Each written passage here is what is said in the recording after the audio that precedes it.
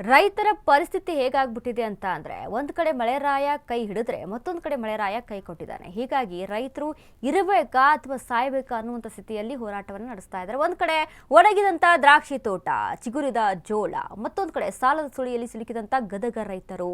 ಆತ್ಮಹತ್ಯೆಯೊಂದೇ ಇಲ್ಲಿ ಮುಂದಿನ ಮಾರ್ಗವೆಂದು ಅನ್ನದಾತ ಚಿಂತೆಯನ್ನ ನಡೆಸ್ತಾ ಇದ್ದಾರೆ. ಒಣಗಿದಂತ ದ್ರಾಕ್ಷಿ ತೋಟ, ಜೋಳ ಚಿಗುರಿದೆ.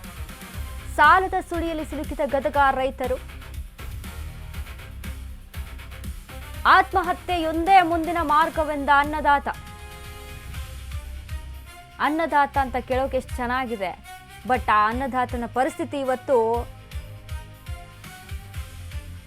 ಅಧೋಗತಿ. ಬೋರ್ವೆಲ್ ಇಲ್ಲ, ಬರಡಾದ ಕೃಷಿ ಭೂಮಿ, ನೀರಿಲ್ಲ. ಶಾಸಕ ಎಚ್.ಕೆ. ಪಾಟೀಲ್ರೇ, ರೈತರ ಕಷ್ಟ ಕೇಳಿಸ್ಕೊಳ್ರಿ. ಸಾಕು ನೀವು ಎಸಿ ರೂಮಲ್ಲಿ ಕೂತಿದ್ದು. ಇದುವರೆಗೂ ರೈತರ ಕಷ್ಟವನ್ನ ಕೇಳೋರಿಲ್ಲ. ಇಲ್ಲಿ ಜನ ರಕ್ತದಲ್ಲಿ ಪತ್ರ ಬರಿತಾ ಇದ್ದಾರೆ. ಗದಗ ಜಿಲ್ಲೆಯ ಕಳಸಾಪುರ ರೈತರ ಸಂಕಟದ ಕೂಗಿದೆ. ಸರ್ಕಾರದ ನೆರವಿನ ನಿರೀಕ್ಷೆಯಲ್ಲಿ ಗದಗದ ರೈತರಿದ್ದಾರೆ. ನೆರವು ಕೊಡ್ತೀರಾ ರೈತರಿಗೆ? ದ್ರಾಕ್ಷಿ ಜೋಳಕ್ಕೆ ಲಕ್ಷ ಲಕ್ಷ ಸುರಿದಂತಹ ರೈತರು. ಕುಡಿಯೋಕ್ಕೂ ನೀರಿಲ್ಲ, ದನ ಕರುಗಳಿಗೆ ಮೇವಿಲ್ಲ. ಪರಿಸ್ಥಿತಿ ಹೇಗಾಗ್ಬಿಟ್ಟಿದೆ ಅಂದ್ರೆ ಗದಗ ಜಿಲ್ಲೆಯನ್ನ ಬರ ಪ್ರದೇಶವನ್ನಾಗಿ ಘೋಷಣೆ. ರೈತರು ಆಗ್ರಹ. ನಾವು ಕೋಡಿಹಳ್ಳಿ ಚಂದ್ರಶೇಖರ್ ಅಲ್ಲ, ನಾವು ಅಸಲಿ ರೈತರು. ಕೋಡಿಹಳ್ಳಿ ಚಂದ್ರಶೇಖರ್ ವಿರುದ್ಧವೂ ರೈತರ ಆಕ್ರೋಶ. ಇಲ್ಲಿ ಯಾವುದೇ ರಾಜಕೀಯ ಬೇಡ, ನಾವು ರೈತರಿದ್ದೀವಿ. ಆಳುವವರ ಕಿವಿಗೆ ತಲುಪುತ್ತಾ ಅಳುವ ರೈತರ ಕೂಗು. ಪರಿಹಾರ ಸಿಗದಿದ್ರೆ ರೈತರಿಂದ ಉಗ್ರ ಹೋರಾಟದ ಎಚ್ಚರಿಕೆಯನ್ನ ಕೊಟ್ಟಿದ್ದಾರೆ. ಯಾರಿಗೂ ಬೇಡವಾದ್ರ ಈ ಅನ್ನದಾತರು. ಹೊಲದಲ್ಲಿಯೇ ರಕ್ತ ಸಹಿ ಮಾಡಿದಂಥ ರೈತರು. ಇದಕ್ಕಿನ್ನ ಬೇಕಾ? ರಕ್ತ ಸಹಿ ಅಭಿಯಾನಕ್ಕೆ ಭಾರಿ ಬೆಂಬಲ ವ್ಯಕ್ತವಾಗಿದೆ. ಬರದಿಂದ ತತ್ತರಿಸಿ ಹೋದ ಗದಗ ಕೃಷಿಕರು ರಕ್ತದಿಂದ ಸಹಿ ಮಾಡಿಕೊಡ್ತಾರೆ ಅಂತ ಅಂದ್ರೆ ಎಷ್ಟು ನೊಂದಿರ್ಬೇಕ್ರಿ ಅಲ್ಲಿರುವಂತ ರೈತರು. ದೇಶದ ಬೆನ್ನೆಲುಬು ಅನ್ನದಾತ ಅಂತೆಲ್ಲ ಎಷ್ಟು ಚೆನ್ನಾಗಿ ಮಾತಾಡ್ತೀವಿ ಅಂತ ಅಂದ್ರೆ, ಎಷ್ಟು ಚೆನ್ನಾಗಿ ನಮ್ಮ ನಾಯಕರು ಹೇಳ್ತಾರೆ ಅಂತ ಅಂದ್ರೆ, ಓಟ್ಗಳು ಸಿಗೋವರೆಗೂ, ಮತ ಸಿಗೋವರೆಗೂ ಎಚ್.ಕೆ. ಪಾಟೀಲ್ ಅವರಿಗೆ ಇದು ಕಾಣಿಸ್ತಾನೆ ಇಲ್ವಾ? ಜನ ನಿಮ್ಮನ್ನ ಎಷ್ಟು ಬಾರಿ ಆಯ್ಕೆ ಮಾಡಿ ತೆಗೆದುಕೊಂಡು ಬಂದಿದಾರ್ರಿ.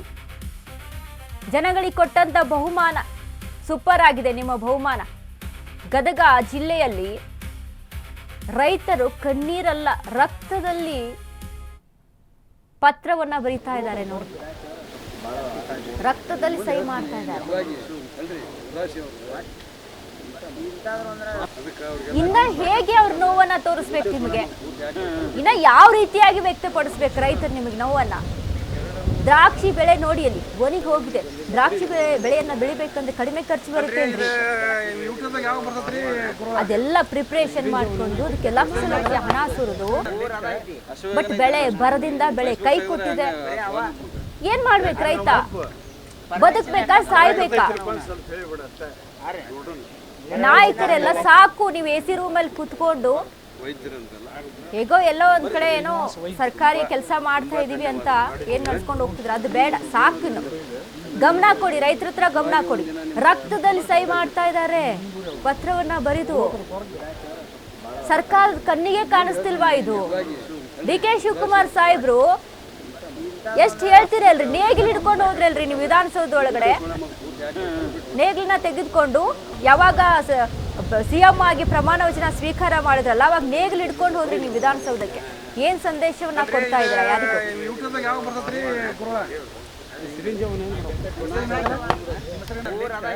ಆಮ್ಯಾಗ ಬರ ಪೀಡಿತದಾಗ ಒದ್ದಾಡಕತ್ತೀವಿ ನಾವು ಇಲ್ಲಿ ರೈತರು. ಅಲ್ರಿ, ಒಬ್ಬವ ಮಿನಿಸ್ಟ್ರ ಆಸೆಗೆ ಬಡ್ದಾಡಕತ್ತಾರ. ರೈತರ ಗೋಳು ಏನೈತೆ ಅಂತ ಯಾವನೂ ಒಬ್ಬನು ಬಂದು ನೋಡಕ್ ತಯಾರಿಲ್ಲ. ಏನ್ರಿ ಅಂದ್ರ ಆಮ್ಯಾಗ ಅವರು ನೋಡ್ರಿ, ನೀವು ದಿನನಿತ್ಯ ಮಿನಿಸ್ಟರ್ ಸಲುವಾಗಿ ಸಣ್ಣ ಪೋಸ್ಟ್ ಕೊಟ್ರೆ ನನಗೆ ಸಣ್ಣ ಪೋಸ್ಟ್ ಐತಿದು, ದೊಡ್ಡ ಪೋಸ್ಟ್ ಬೇಕು ನನಗೆ. ಯಾಕೆ 2 ವರ್ಷದಾಗ ದೊಡ್ಡ ಶ್ರೀಮಂತರ ಆಗ್ಬೇಕಲ್ಲ ಅವ್ರು ಮುಂದಿನ ಇಲೆಕ್ಷನ್ಗೆ ಮಾಡ್ಕೊಳಕ್ಕ. ಆದ್ರೆ ರೈತನ ಗೋಳು ಕೇಳವ ಯಾವನೂ ಇಲ್ರಿ, ಯಾವನು ಹುಟ್ಟಿನೂ ಇಲ್ಲ, ಹುಟ್ಟುದೂ ಇಲ್ಲ ಅಂತ. ಯಾರದ ರೀ ರೈತನ ಮಕ್ಕಳು ಇಷ್ಟರು ವಿಧಾನಸಭೆಗೆ ಹೋಗಿ ಕುಂತವ್ರು? ಏನ ಅವ್ರ ಅಜ್ಜನೂ ಅದನ್ನ ಮಾಡ್ಯಾನ, ಅವ್ರ ಅಪ್ಪನೂ ಅದನ್ನ ಮಾಡ್ಯಾನ. ಈ ಕುಂತವ್ರು ಖಾದಿ ಶರ್ಟ್ ಹಾಕ್ಕೊಂಡು ಆರಾಮ ನಿದ್ದೆ ಹೊಡಿತಾರ ಅವರು. ರೈತರ ಬಗ್ಗೆ ಏನು ಆಲೋಚನೆ ಮಾಡ್ಬೇಕು ಅನ್ನೋದು ಯಾರಿಗೂ ಒಬ್ರಿಗೂ ಇಲ್ಲ. ಮಳಿ ತೆಗದಾನಲ್ಲ ಭಗವಂತ, ತೆಗೆದ್ರೆ ತೆಗಿವಲ್ಲಕ್ಕ 3 ವರ್ಷ ತೆಗಿಬೇಕವ. ಅಂದ್ರೆ ನಾನು ಯಾರು, ನಾನು ಏನು ಅನ್ನೋದು ಗೊತ್ತಾಕೈತಿ ನಮ್ಮ ಇಂಡಿಯಾಕ. 3 ವರ್ಷ ಮಳಿ ಬರಲ್ಲ ಅಂದ್ರೆ ರೈತನ ತಾಕತ್ ಏನಂತ ಪೂರಾ ಗೊತ್ತಾಗತ್ತ ಏನ್ರಿ ಅಂದ್ರ. ಈಗ 1 ವರ್ಷ ಹೋದ್ರೆ ಗೊತ್ತಾಗೋದಲ್ಲ. ಇದು ಚೈನ್ ಸಿಸ್ಟಮ್ ಏನೈತೆ ಅನ್ನೋದು ಇಡೀ ನಮ್ಮ ಇಂಡಿಯಾ ದೇಶಕ್ಕೆ ರೈತಕಿನ ಒಂದು ಚೈನಾ ಅನ್ನೋದು ಮರ್ತಾರ ಅವ್ರು ಎಲ್ಲರೂ ಏನ್ರಿ ಅಂದ್ರ. ಅದಕ್ಕೆ ಮಳೆದೇವ ರೈತನ ತಾಕತ್ ಏನೈತೆ ಅನ್ನೋದು ಹೇಳ್ತಾರ. ಜೈ ಜವಾನ್ ಜೈ ಕಿಸಾನ್ ಎಲ್ಲಿ ಕೂಗಿದ್ರು ಹೇಳ್ತಾರ ಜೈ ಜವಾನ್ ಜೈ ಕಿಸಾನ್. ಯಾವ್ರಿ ಅವರಿಗೂ ರೈತನ ಬಗ್ಗೆ ಬೆನ್ನೆಲುಬಾಗಿ ನಿಂತಾವ. ಇನ್ನೂ ಒಂದೀಟು ಲೆಕ್ಕ ಹಾಕ್ಬೇಕಂದ್ರೆ ಕುಮಾರಸ್ವಾಮಿ ಏನ್ರ ಒಂದೀಟು ಆಸೆ ಮಾಡಿದ್ದ ರೈತರ ಸಲುವಾಗಿ ಒಂದೀಟು ನೆದರಿತ್ತ ಒಂದು ಏನ್ರಿ ಅಂದ್ರೆ ಅಂಥವ್ರು ಸ್ಮರಿಸ್ಬೇಕು ನಾವು ಏನ್ರಿ ಅಂದ್ರೆ. ಅದಕ್ಕೆ ದಯಮಾಡಿ ತಮ್ಮಲ್ಲಿ ವಿನಂತಿ ಮಾಡ್ಕೊತೀವಿ, ನಿಮ್ಮ ಮಿನಿಸ್ಟ್ರಿಗೆ ಏನಾರ ಮಾಡ್ಕೊರಿ. ರೈತರ ಕಡೆ ಗಮನ ಕೊಟ್ಟು, ಕುಡಿಯಾಕೆ ನೀರಿಲ್ಲ, ದನಕರಕ್ಕೆ ಮೇವಿಲ್ಲ, ಅದಕ್ಕೆ ಯಾವುದೋ ಕಾರಣಕ್ಕೆ ರೈತರ ಕಡೆ ನೀವು ಹೆಚ್ಚಿನ ಗಮನ ಕೊಟ್ಟು ಒಂದು ಸ್ವಲ್ಪ ಲಕ್ಷ್ಯ ಕೊಟ್ಟು ಇದನ್ನು ಜವಾಬ್ದಾರಿಲಿ ನೀವು ಈ ಕೆಲಸಗಳನ್ನು ನೀವು ರೈತರ ಪರವಾಗಿ ನೀವು ಮೇವು ನೀರು ಇದನ್ನೆಲ್ಲ ಒದಗಿಸಿದ್ರೆ. ಸಣ್ಣ ಒಂದು ಮಿನಿಸ್ಟ್ರಿಗೆ ಕೊಟ್ರೆ ನಮಗೆ ದೊಡ್ಡ ಪೋಸ್ಟ್ ಬೇಕು, ಕ್ಯಾಬಿನೆಟ್ ಬೇಕು ಅಂತ ಹೆಂಗೆ ಗುದ್ದಾಡ್ತೀರಿ? ಮಳಿದೇವನ ನಮಗಿಲ್ಲ ಅಂದ್ರೆ ಮಳಿದೇವನ ಕೊಟ್ಟು ಗುದ್ದಾಡಕ್ಕೆ ಏನೈತಿ ನಮ್ಗೆ ಆಧಾರ? ಆಮ್ಯಾಗ ಬರ ಪೀಡಿತದಾಗ ಒದ್ದಾಡಕತ್ತೀವಿ ನಾವು ಇಲ್ಲಿ ರೈತರು. ಅಲ್ರಿ ಒಬ್ಬವ ಮಿನಿಸ್ಟ್ರ ಆಸೆಗೆ ಬಡ್ದಾಡಕತ್ತಾರ. ರೈತರ ಗೋಳು ಏನೈತೆ ಅಂತ ಯಾವನೋ ಒಬ್ಬನು ಬಂದು ನೋಡಕ್ ತಯಾರಿಲ್ಲ ಏನ್ರಿ ಅಂದ್ರೆ. ಆಮ್ಯಾಗ ಅವರು ನೋಡ್ರಿ ನೀವು ದಿನನಿತ್ಯ ಮಿನಿಸ್ಟರ್ ಸಲುವಾಗಿ ಸಣ್ಣ ಪೋಸ್ಟ್ ಕೊಟ್ಟು